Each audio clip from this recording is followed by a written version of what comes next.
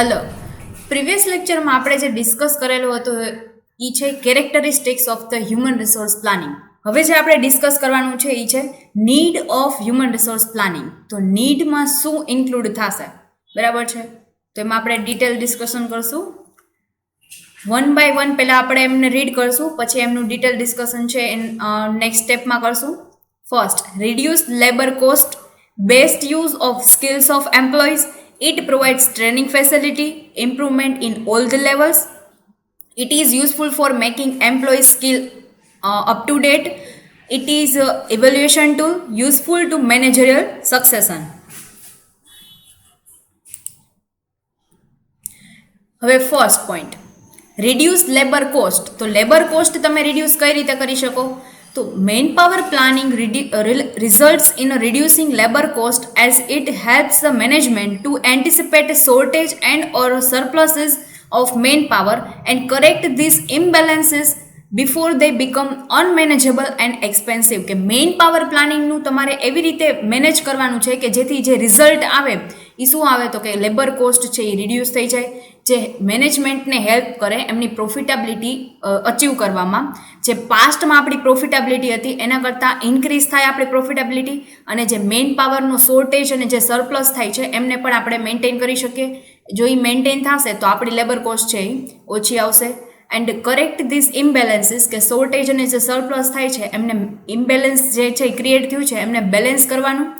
Before they become unmanageable and expensive, કે જે આપણા મેનેજ કરવાની બહાર વયું છે, કે આપણે એમને મેનેજ ન કરી શકીએ એવી પોઝિશન આવી જાય અને એક્સપેન્સિવ બની જાય આપણા માટે એ ડિપાર્ટમેન્ટ. એના પહેલાં જે શોર્ટેજ છે તો એમના જે શોર્ટેજ જેટલા એમ્પ્લોઈઝની હોય એટલા એમ્પ્લોઈઝ આપણે એમને અરેન્જ કરી દઈએ, અને જ્યાં સરપ્લસ હોય એમાંથી બાકીના એમ્પ્લોઈઝ છે કે જે યુઝલેસ છે અથવા તો એમની કોઈ જરૂર નથી એવા એમ્પ્લોઈઝને આપણે ત્યાંથી રિમૂવ કરી દઈએ. તો જેનાથી રિઝલ્ટ શું આવશે? તો કે મેનેજ થઈ જશે આપણો આખો ડિપાર્ટમેન્ટ, અને જે લેબર કોસ્ટ છે એ રિડ્યુસ થઈ જશે. જેના માટે નીડ શું હતી? તો કે લેબર કોસ્ટ રિડ્યુસ કરવા માટે એચઆર પ્લાનિંગની છે એ જરૂર પડશે. Next point, best use of skills of employees. તો એમ્પ્લોઈઝની સ્કિલ્સ જે છે, માનો કે કોઈ સેલિંગ ડિપાર્ટમેન્ટ, એડમિન ડિપાર્ટમેન્ટમાં છે, એ બધાની સ્કિલ્સ છે જેના પોતાના ડિપાર્ટમેન્ટ માટેની છે એ પ્રિફરેબલ છે.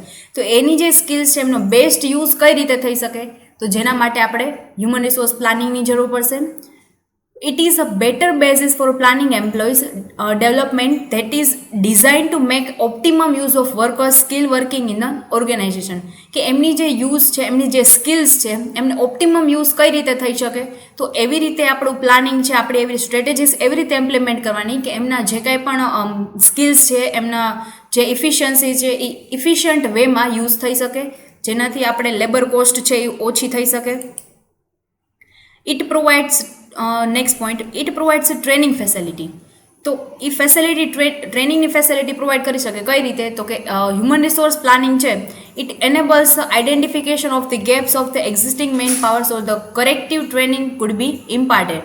કે પહેલાં તો સરપ્લસ અને શોર્ટેજ છે એમ બેલેન્સ છે એમને પહેલાં મેનેજ કરવાનું, પછી જે ગેપ છે એમાં જે ગેપ માનો કે શોર્ટેજ હોય તો એમાં બાકીના એમ્પ્લોઈઝ છે એનું એડિશન કરવાનું, અને જ્યાં વધારે છે એક્સેસિવ છે એમનું રિમૂવ કરવાનું. પહેલાં એ ગેપ્સ છે એમનું આઈડેન્ટિફાય કરવાના, કે એક્ઝિસ્ટિંગ મેઇન પાવર છે એમને કઈ રીતે મેન્ટેન કરી શકીએ.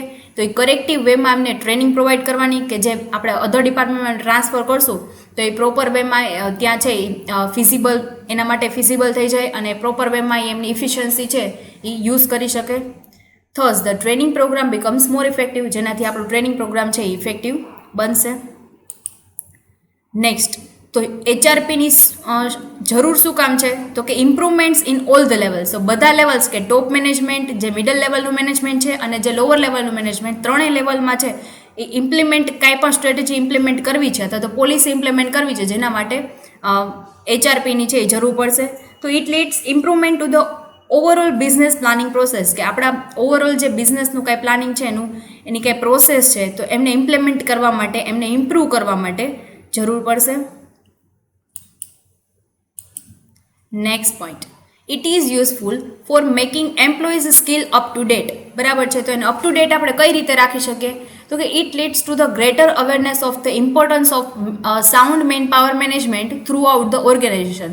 કે આપણે એન્વાયરમેન્ટમાં કાંઈ ચેન્જીસ આવે છે તો એનાથી આપણે એમ્પ્લોઈઝને અવેર કરીએ અને એમનું જે નોલેજ છે એ અપ ટુ ડેટ રહે એના માટે આપણે કોઈ સ્ટ્રેટેજીસ છે ઇમ્પ્લિમેન્ટ કરીએ, જેનાથી આપણા મેઇન પાવર છે એ સાઉન્ડ મેઇન પાવર થશે, એમનું ઇમ્પોર્ટન્સ ક્રિએટ થશે અને આપણે જો એમનું ડેવલપમેન્ટ થશે તો એમના માટે પણ બેનિફિટ પ્રૂવ થશે કે એમને વધારે સેલેરી છે એ મળી શકશે, એમની સ્કિલ્સ છે ઇમ્પ્રૂવ થાય એના કારણે.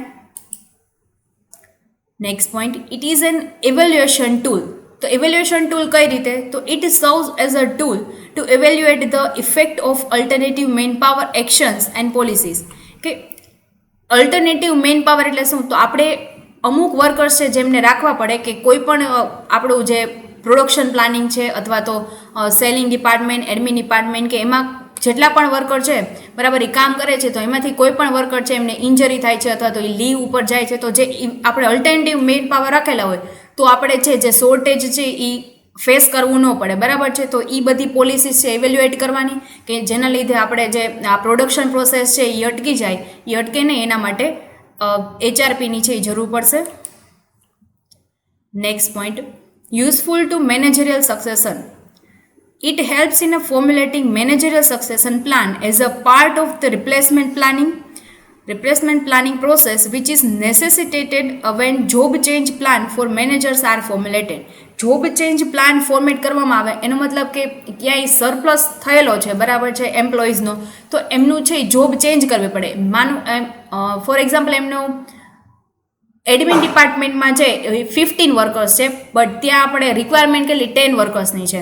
હવે જ્યારે સેલિંગ ડિપાર્ટમેન્ટ છે એમાં 20 વર્કર્સની જરૂર છે બટ ત્યાં 15 જ વર્કર્સ છે તો બાકીના જે 5 વર્કર છે આપણે ત્યાં એમને અરેન્જ કરી શકીએ. એટલે એમનું જોબ ચેન્જ જે પ્લાન થયું તો જ્યાં એમને એડમિન ડિપાર્ટમેન્ટમાં જે વર્ક હતું એવું વર્ક સેમ છે એ સેલિંગ ડિપાર્ટમેન્ટમાં ન હોય તો એમને ટ્રેનિંગ આપીને એમને ડેવલપ કરીને એમની જોબ છે એવા ચેન્જ પ્લાન છે એ ફોર્મ્યુલેટ કરવામાં આવે, એમને ઇમ્પ્લિમેન્ટ કરવામાં આવે જેનાથી આપણો જે મેનેજરિયલ પ્લાન છે એ સક્સેસ થઈ શકે. નેક્સ્ટ, આ જે 7 પોઈન્ટ હતા એ હતી નીડ ઓફ HRP. હવે જે આપણે કન્સેપ્ટ ડિસ્કસ કરવાનું છે એ કન્સેપ્ટ છે corporate objects of the human resource planning. તો એ કોર્પોરેટ ઓબ્જેક્ટ કેવા હોય કે જે હ્યુમન રિસોર્સ પ્લાનિંગ માટે યુઝફુલ થઈ શકે? First, the primary purpose of human resource planning is to estimate the number of employees required at each stage. each stage એટલે શું? તો કે ટોપ મેનેજમેન્ટ લેવલનું સ્ટેજ છે, મિડલ લેવલ મેનેજમેન્ટનું સ્ટેજ છે અથવા તો લોઅર લેવલ મેનેજમેન્ટનું જે સ્ટેજ છે ત્યાં છે એ યુઝફુલ થઈ શકે અને કોર્પોરેટ ઓબ્જેક્ટિવ છે એ અચીવ થઈ શકે. મેઇન એમનો પ્રાઇમરી પર્પસ છે એ છે કે નંબર ઓફ એમ્પ્લોઈઝ છે કે જેટલા પણ જોબ એપ્લિકેશન કરેલી છે આપણા વર્કર્સે બરાબર છે એ વર્કર્સને જોબ મળી રહે તો એમનો કોર્પોરેટ ઓબ્જેક્ટ છે એ અચીવ થઈ શકશે. તો estimation drawn by it should be accurate કે જે એસ્ટિમેશન અથવા તો આપણે જે કન્ક્લુઝન ડ્રો કરી છે એ એક્યુરેટ હોવું જોઈએ, ઇફિશિયન્ટ હોવું જોઈએ કે જેનાથી આપણો ઓબ્જેક્ટ જે કંપનીનો જે પ્રોફિટેબિલિટી ઓબ્જેક્ટ છે એ અચીવ થઈ શકે. Next, once the estimated figure of employees are obtained, it becomes essential to find the source from where the estimated employees will be available. કે પહેલાં એકવાર આપણે ફોર્મલ એસ્ટિમેશન કરવું પડે કે આપણી કંપનીમાં કેટલા એમ્પ્લોઈઝની જરૂર પડશે બરાબર છે. એ કોર્પોરેટ ઓબ્જેક્ટ છે કંપનીનો કે પહેલાં આપણે ડિફાઇન કરી લેવાનું. માનો કે કોઈ એક ડિપાર્ટમેન્ટ આપણી કંપનીમાં એડ કરવો છે તો પહેલાં ડિફાઇન કરી લેવાનું કે કેટલા એમ્પ્લોઈઝની જરૂર પડશે. પછી એ એમ્પ્લોય ક્યાંથી આપણને મળી રહેશે એ સોર્સ ફાઇન્ડ આઉટ કરવાનો કે આપણને એ કેવી રીતે મળી રહેશે કે એડવર્ટાઇઝમેન્ટ કરશું આપણે અથવા તો આપણે ન્યૂઝપેપરમાં એડ આપશું કે એવી રીતે તમે કયો સોર્સ છે કે જે સ્યુટેબલ છે કે જેનાથી તમને ઇફેક્ટિવ એમાં એટ અ ટાઈમ તમને એટલા એમ્પ્લોઈઝ છે એ મળી રહે તો એ છે એ ફાઇન્ડ આઉટ કરવાનું એ કોર્પોરેટ ઓબ્જેક્ટ છે. Next, it stabilise the inflow and outflow of employees કે કેટલા એમ્પ્લોઈઝ આવે છે કંપનીમાં, કેટલા એમ્પ્લોઈઝ છે એ જોબ લીવ કરે છે એ સ્ટેબિલાઇઝ થવું જોઈએ બરાબર છે. કે એવું ન બનવું જોઈએ કે કંપનીમાં જો HRP છે એ પ્રોપર વેમાં ઇમ્પ્લિમેન્ટ ન થાય તો આપણો જે આઉટફ્લો ઓફ એમ્પ્લોઈઝનો રેશિયો છે એ વધી જાય, ઇનફ્લોનો ઘટી જાય, જે કંપનીની જે ઇમેજ છે એ માર્કેટમાં એના લીધે ખરાબ થઈ શકે છે તો એ સ્ટેબિલાઇઝ થવું જોઈએ. Next, in other words, it balances the demand and supply of employees. Neither shortage is created nor is surplus is experienced. જે તમને આગળ મેં જણાવ્યું કે આપણા એમ્પ્લોઈઝ છે એમની ડિમાન્ડ જેટલી હોય એટલા જ એમને એમ્પ્લોઈઝ છે પ્રોવાઈડ કરવા, વધારે પણ નહીં અને ઓછા પણ નહીં બરાબર, જેના લીધે બેલેન્સ છે એ મેન્ટેન થઈ શકે. Next point. Once employee are appointed, the objective of fulfillment of goals of organization is taken into consideration. તો એકવાર આપણે એમ્પ્લોયને અપોઇન્ટમેન્ટ કરી લીધા, એમનું રિક્રુટમેન્ટ થઈ ગયું, પછી એમનો મેઇન ઓબ્જેક્ટિવ શું હોય તો કે આખા ઓર્ગેનાઇઝેશનનો જે કોર્પોરેટ ઓબ્જેક્ટિવ છે એ જ એમનો ઓર્ગેનાઇઝેશન છે એમનો ઓબ્જેક્ટિવ જે હોય એ જ ઓબ્જેક્ટિવ છે એમ્પ્લોઈઝનો બની જાય કે આપણો ઓબ્જેક્ટિવ એવો છે કે પ્રોફિટેબિલિટી અચીવ થવી જોઈએ, અથવા તો ડિપાર્ટમેન્ટ વાઇઝ છે ઓબ્જેક્ટિવ આપણે એમને પાર્ટીશન કરી દીધું હોય કે એડમિન ડિપાર્ટમેન્ટનું કામ છે કે એમને બીજા જે એક્સપેન્સીસ છે, બહારના એક્સપેન્સીસ થાય છે એમના ઉપર કંટ્રોલ કરવાનું. તો જે એમ્પ્લોયી ત્યાં રિક્રુટ થશે તો એમનો ઓબ્જેક્ટિવ પણ એ થઈ જશે. હવે માનો કે સેલિંગ ડિપાર્ટમેન્ટમાં છે તો એમનો ઓબ્જેક્ટિવ છે કે સેલ્સ ઇન્ક્રીઝ થવું જોઈએ, તો જે સેલિંગ ડિપાર્ટમેન્ટમાં જે પણ એમ્પ્લોઈઝ રિક્રુટ થશે તો એમનો ઓબ્જેક્ટિવ છે કે સેલ્સ ઇન્ક્રીઝ થવું જોઈએ. તો આ ડિપાર્ટમેન્ટ વાઇઝ ઓબ્જેક્ટિવ છે એ અલગ હોય છે. Next, for this purpose, tools like selection, training, transfer and promotion are implemented. તો આગળના આપણે જે ક્વેશ્ચન છે એમાં ઓલરેડી ડિસ્કસ કરી લીધું છે કે હ્યુમન રિસોર્સ પ્લાનિંગનું જે મેઇન પર્પસ છે, મેઇન એમ છે એ શું છે તો કે એમ્પ્લોઈઝને રિક્રુટમેન્ટ કરવા, એમની પાસેથી એપ્લિકેશન મંગાવવાની, સિલેક્શન કરવાનું, એમને ટ્રેનિંગ આપવાની, જે કંપનીમાં આપણે વર્ક એમને પ્રોવાઈડ કરવાનું છે, જે વર્ક આપવાનું છે એના માટે એને ટ્રેનિંગ આપવાની, અથવા તો કોઈ અલગ એકથી બીજા ડિપાર્ટમેન્ટને ટ્રાન્સફર કરવાના છે તો એ ટ્રાન્સફર રિલેટેડ એમને ટ્રેનિંગ આપવાની, પ્રમોશન કરવાનું છે કે કોઈ મેનેજરિયલ લેવલે કામ કરે છે હવે એનાથી એને ટોપ લેવલ ઉપર લઈ જવાના છે તો એના માટે એમને પ્રમોશન આપવાની જે સ્ટ્રેટેજી છે ઇમ્પ્લિમેન્ટેડ કરવાની, એ કામ છે હ્યુમન રિસોર્સ પ્લાનિંગનું છે, જે કોર્પોરેટ ઓબ્જેક્ટ છે કંપનીનો. It maintains industrial peace and increase prosperity of the organisation and employ.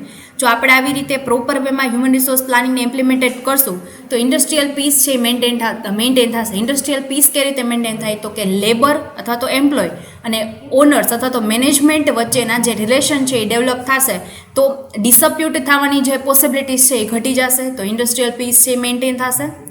And increase prosperity of organization and its employ. જે પ્રોસ્પેરિટી છે ઇન્ક્રીઝ થશે ઓર્ગેનાઇઝેશનની અને એમ્પ્લોઈઝની. It work with societal objectives, કે વર્ક સોસાયટલ ઓબ્જેક્ટિવ્સને ધ્યાનમાં રાખીને કરવાનું. તો સોસાયટલ ઓબ્જેક્ટિવ્સ કેવા હોય તો કે એક તો જેટલા પણ મોસ્ટ ઓફ પીપલને કામ મળી રહે, બરાબર છે, એમને જે કાંઈ પણ વેજીસ આપવામાં આવે છે એની ઇન્ક્રીમેન્ટલ મળે એવો એક ઓબ્જેક્ટિવ હોય છે. પછી પોલ્યુશન છે, એન્વાયરમેન્ટને કાંઈ નુકસાન ન થાય એવો એક ઓબ્જેક્ટિવ છે. પછી આપણી કંપની છે એ પોલ્યુશન નથી કરતી, કાંઈ એર પોલ્યુશન છે, નોઇઝ પોલ્યુશન છે, વોટર પોલ્યુશન, કે એક પ્રકારનું પોલ્યુશન નથી થતું, એન્વાયરમેન્ટલ લોસ છે આપણે મેન્ટેન કરવાના. પછી જે ગવર્મેન્ટની જે કાંઈ પણ એમની બિલ્ડિંગ્સ છે અથવા તો ગવર્મેન્ટલ જે કાંઈ પણ અસેટ્સ છે એમને કાંઈ નુકસાન નથી થતું એ બધું જોવાનું જે ઓબ્જેક્ટિવ છે હ્યુમન રિસોર્સ પ્લાનિંગનો છે. હવે જે નેક્સ્ટ ટોપિક ડિસ્કસ કરવાનો હોય છે types of human resource planning. તો એ ટાઈપ્સ છે જે આપણે નેક્સ્ટ લેક્ચરમાં ડિસ્કસ કરશું. Thank you.